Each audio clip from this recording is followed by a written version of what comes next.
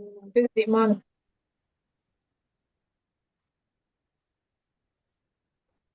Okay, Holly is letting in the public and we'll start.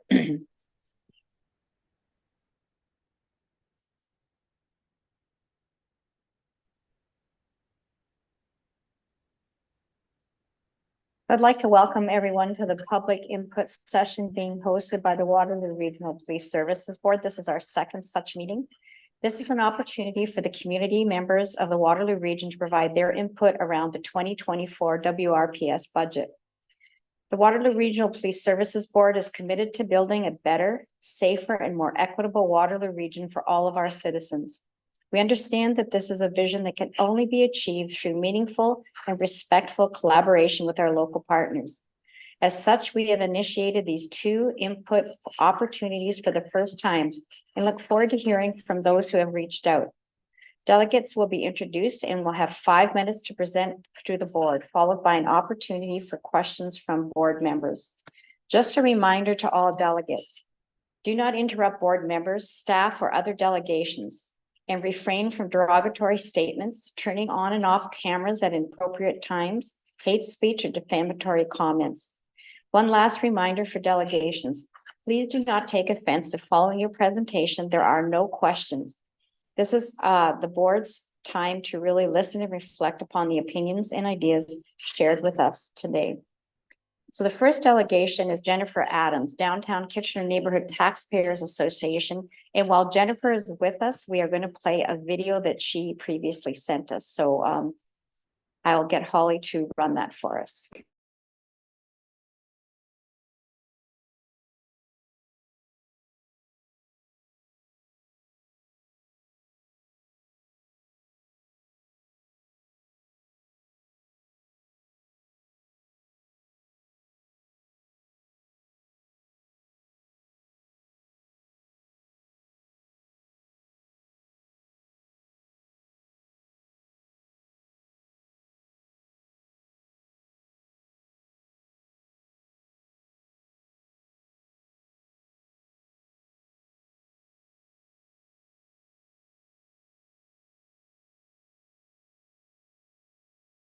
Role for the Police Services Board and the new position for Neighborhood Watch.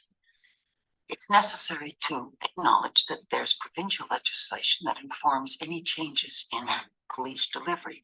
However, within that legislation, there is plenty of room for what I propose. First, congratulations. I was speaking recently to a business owner on King Street who, before this, was adamantly opposed to police on King Street. His tune has changed. He welcomes police now and wants more foot patrol. That is due largely to the efforts of Constable Lee Elliott, Constable Ian Ferguson, and Constable Young. These officers have distinguished themselves as being able to meet the needs of those on the street, as well as respond appropriately for businesses and the community. It is key not only who these constables are, but to whom they report. Many staff sergeants do not have as their main goal a positive connection with the community. Look, this is a tough job. You can't do it alone. We're here to help. But you gotta call on us. It is key that these beat cops are persons whose deeds are in clear support of all, while not retreating into the denial of homelessness as a replacement for accountability. I recently spoke to Matt just outside the public library. Matt's homeless and he's staying in the shelter at Duke and Frederick. He plans his route so he doesn't have to deal with the folks on King Street.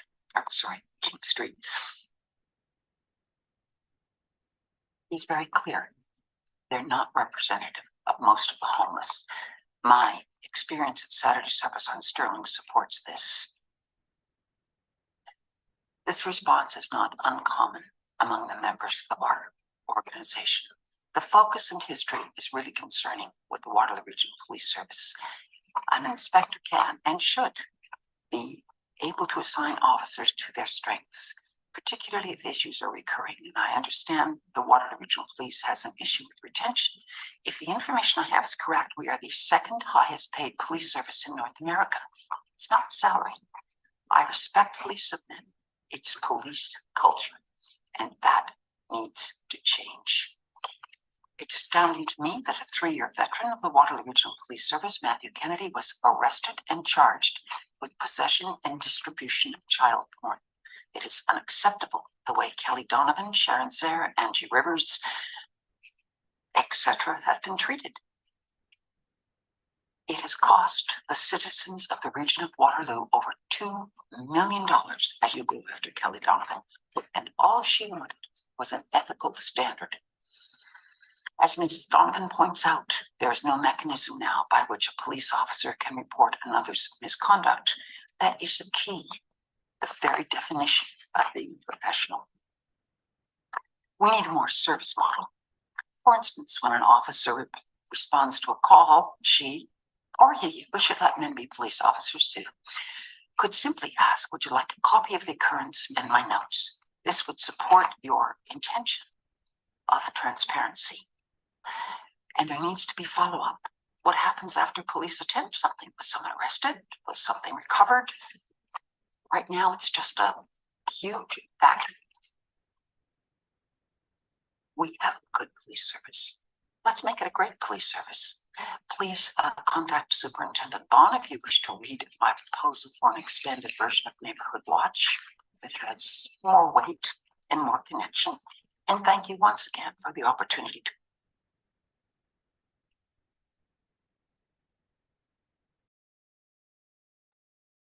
So Jennifer Adams made that video, and she is with us in person if there are any questions from the committee. Thank you, Jennifer, for your intervention. I'm not seeing any questions at this point in time, so I'm going to thank you and welcome our next delegation.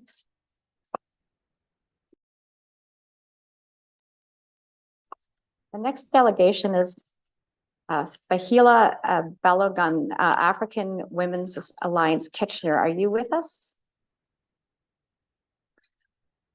Not seeing them, I'm going to go on to Melissa Bowman. Melissa, you have 5 minutes. Welcome. The floor is yours. Thank you and good evening. While I have many areas of concern around the police budget, given the limited time to delegate, I will focus on the community engagement process. I have been a part of many budget processes in both work and volunteer capacities. It takes time to create them, and the budgets I have worked on are just a tiny fraction of the police budget, which no doubt takes far more work, time, and effort than anything I have been involved in. So given that these public input sessions are happening so late in the budget process, just a week or two prior to the presentation of the police budget to the board, I simply can't fathom how any of this will have a meaningful impact on budget decisions. In addition to timing issues, Police Service Board discussions leave me feeling less than confident in these input sessions. At the July PSB meeting, a board member was seeking clarification on this consultation process. The member said, I just wanted to clarify that the inputs we will be seeking are not really on the budget, it's on the priorities or the services being provided to the community, correct? The chief responded affirmatively and stated that so much of the investment and what it takes to run a police service are legislative parameters or priorities that already exist. That interaction leaves me feeling like these sessions are more about checking off a box rather than making meaningful changes to the budget. Honestly, I feel like we've seen other attempts at police budget consultation only to have that ignored. A motion approved by council in January 2021 supported funding for community-led and police-free approaches to community safety. However, all subsequent discussions and funding have eliminated the police-free language. I've reached out several times for answers as to why this is, and I've received no response. We often hear that the WRPS doesn't want to be the one and only organization tackling all of society's challenges, yet I've seen little evidence of needed steps in that direction.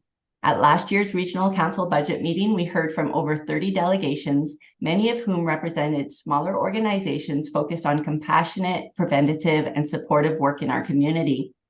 They desperately needed more funding and consistent funding to meet the needs of our community. Many of the financial asks were in the 5 digits, a seemingly small amount compared to our policing budget, but those organizations stretch those dollars to meet many needs locally. Much of that work is dedicated to preventing the situations that police react to after the fact. It makes sense both from a financial and a compassionate perspective to invest deeply in preventative work first. While we've been told that it's not an either-or situation between policing or supportive and preventative services, come budget season, it very much feels like it is. The police budget increases year after year, while important community services struggle to make ends meet, or even worse, end up closing their doors entirely. Contrary to Councillor Craig's comments last year, this is not about attacking the morale of our police. It's about identifying and investing in the things that truly create community safety. While I'm not confident in this community engagement process, one area where I think we could have more meaningful change is at the Police Services Board. I believe the board has an empty seat that will need to be filled soon, and my hope would be that the new board member would be willing to ask some tough questions. Currently, we have a board that is very supportive of the police services, which may be understandable, but must be balanced by healthy critique and questions, and that seems lacking currently.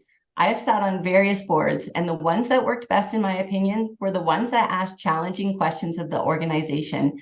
That allowed the organization to better reflect and make needed changes versus just having uncritical cheerleaders.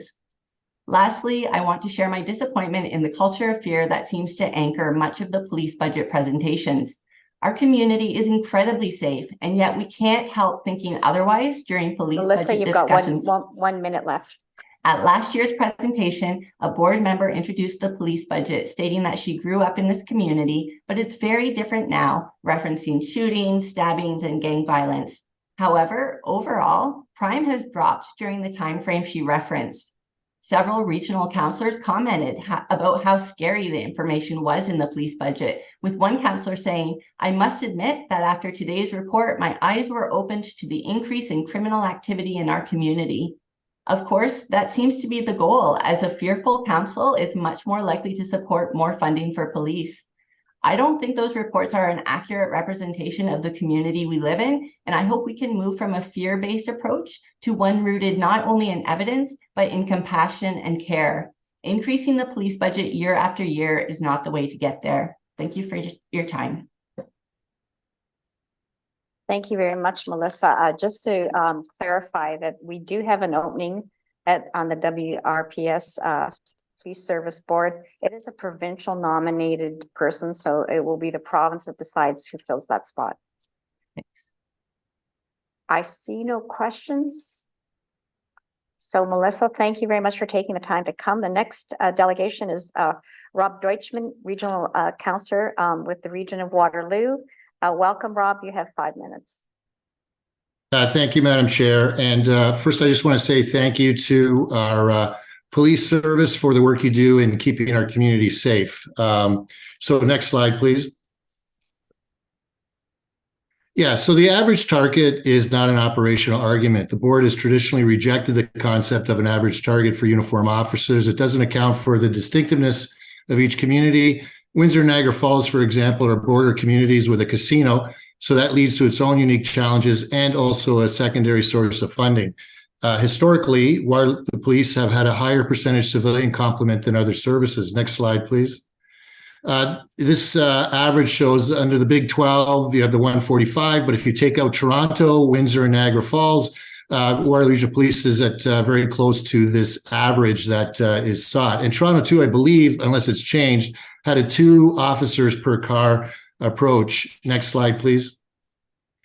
Seeking an average target is not an operational argument. The board has consistently been below the average for 2 decades. As I said, each community is unique. And in September of 2023, Waterloo Region was ranked as one of the 10 safest in Canada. Next slide, please. The police are in the middle of one of the most rapid growth efforts in its history, planning to add an additional 36 in the next 2 years. It is the most challenging hiring period for the economy in general in all sectors. Police are competing with police services across the province for a limited supply of recruits, and police are unable to keep up with the authorized uniform complement. Next slide, please. You'll see in this slide that consistently since Q1 2022 to Q2 of 2023, you have been behind the actual or the authorized complement. We acknowledge you hired 19 for Q3, but we don't have the information about any reductions through retirements, et cetera, which have been on about on average 12 uniform officers per quarter. Next slide, please. And it's likely you'll be in a deficit by Q4 as well. You're unable to hire the current complement. For almost 2 years, you've been below that. On average, you've been 22 officers short each quarter. The board should defer the request for 18 additional officers for 1 year so they can meet their current complement. This will not have an impact on operations. Thank you. Police have a large civilian component. Historically, we've civilianized many positions previously done by an officer.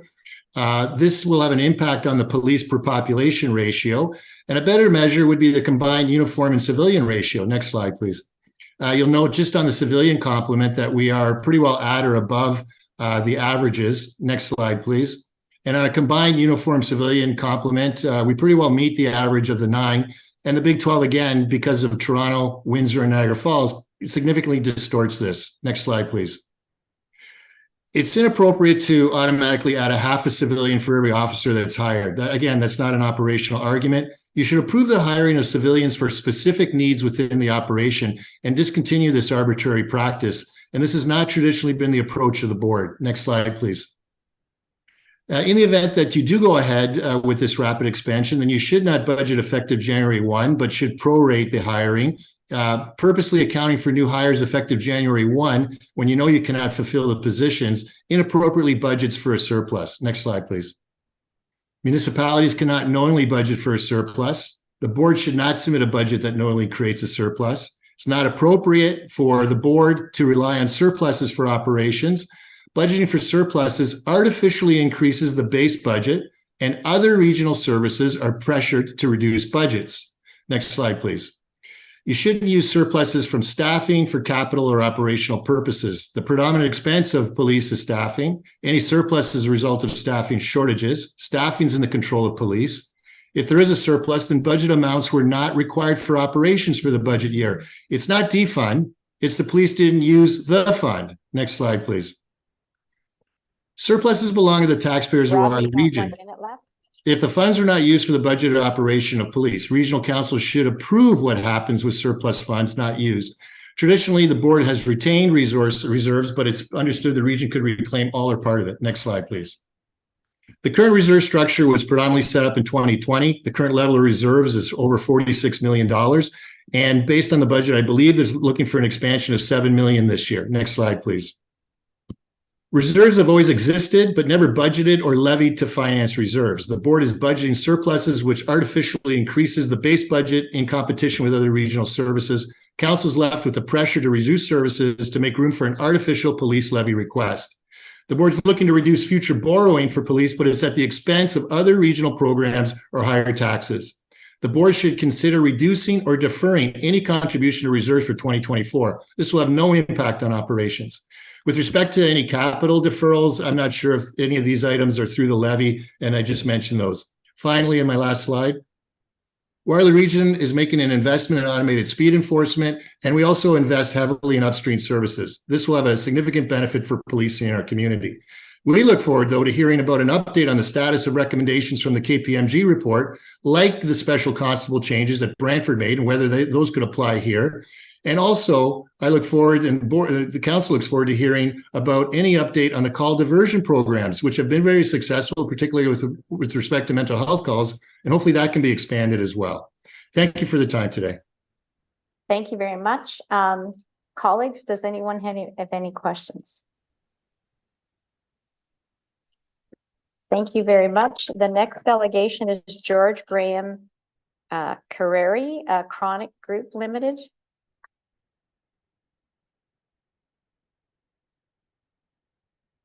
I don't see George. I do see, is it Fahila Balogun from the African Women's Alliance?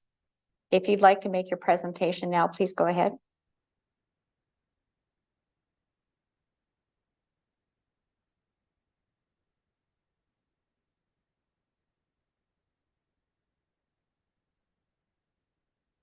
I see in the chat Badhila,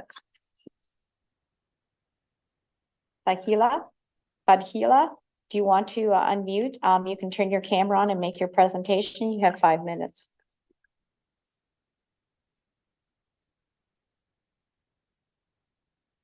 Do you want to speak?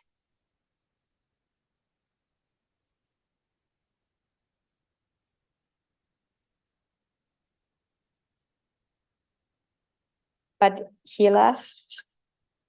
Oh, you have audio issues. So I would like you to feel free to submit something in writing. The board will certainly take it under consideration.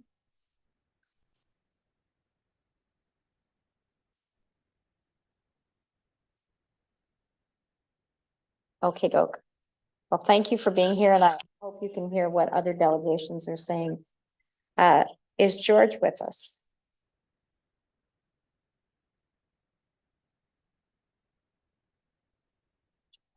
George.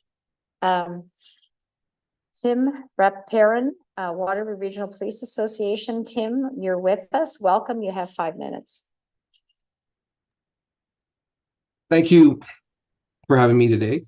The Waterloo Police Association is the elected unifying voice of over 1,100 excuse me, sworn and civilian police personnel who proudly dedicate their lives to serving all the communities within the Waterloo region. I am honored to serve as their vice president and advocate on behalf of those members. As the 2024 budget is being debated, I would ask that you please keep this presentation and those community members and their safety in mind. The region is expanding twofold, urban and rural, and both have their unique complexities. Urban expansion and the increased calls related to that expansion is soaring. Currently, there are simply not enough uniformed officers to respond to calls for service, which undermines the community's safety and their faith that the police will arrive in a timely fashion when they need them. To make matters worse, often overlooked are the 911 communications personnel working behind the scenes and who are also understaffed. They are not only managing calls for the public, often at their worst times, but they also have to manage complaints when officers are unable to respond quickly enough. They are the lifeline to officers on the road, and they are understaffed. It compromises both officer and community safety. At the same time, rural growth is occurring at a rapid pace. Members are still servicing these areas with the same number of resources as allocated in the 1980s. That's more than 40 years ago. Our rural community members have made it clear that they want more resources allocated to public safety, not less. In the last municipal election, it was one of the main issues of every candidate who supported enhancing police presence in these growing parts of the region that were elected. To paint a clear picture, Statistics Canada reported that in 2021, the Waterloo region experienced its highest total crime and severe crime rates in 5 years.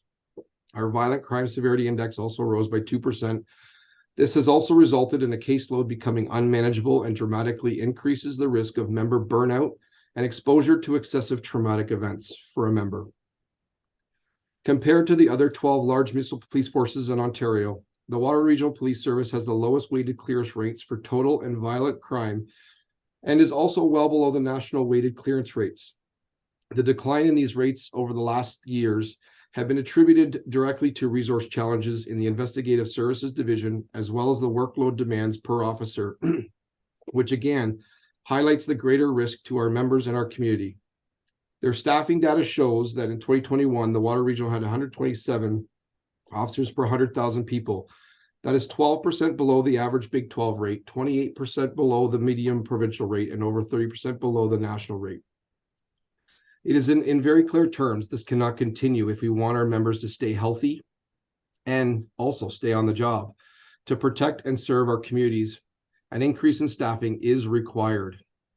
Put another way, we are in crisis and desperately need more human resources to protect the ones we have. The wellness of our members must be paramount to ensure a healthy and reliable workforce. In both loud and quiet ways, we and the communities we serve are experiencing the impacts of this chronic staffing shortage, and it is simply cannot continue. And unfortunately, the recent tragic murders of 5 officers since September is a dark reminder of the dangers our members face every day. They feel it, and our policing community feels it. It further emphasizes the need to commitment to safe staffing levels. It is also important to note the public and community impacts as well. Community members have clearly stated that their priority to community safety. They expect our personnel to monitor and enforce road safety, but with the current funding allocation, WRPS staffing levels are so low that for the most part, proactive and traffic enforcement is non-existent. This only serves to further erode the public confidence in the And you have 1 minute left. and makes them worried about community safety.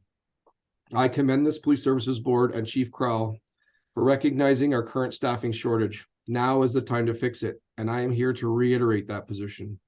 Our members and our community cannot wait a year to get up to complement. We need a significant investment in this immediate budget to guarantee a safety of our community and safety of our members. As Waterloo Regional Police Vice President, I do not take my responsibility lightly to advocate for my members, and I want to publicly thank them for all they do 24/7, 365 days a year. Everything I've highlighted comes down to the need for more human resources, supported by a dedicated investment, and all of that to better protect and serve our communities, the very communities our members are proud to call home. This must be an integral part of our path forward. Thank you for your time today. Thank you, Tim. Are there any questions of the delegation? So Fadhila, again, I would suggest that you send something in writing. I'm sorry that you're having audio issues. I don't see any other members who registered as delegates in the waiting room.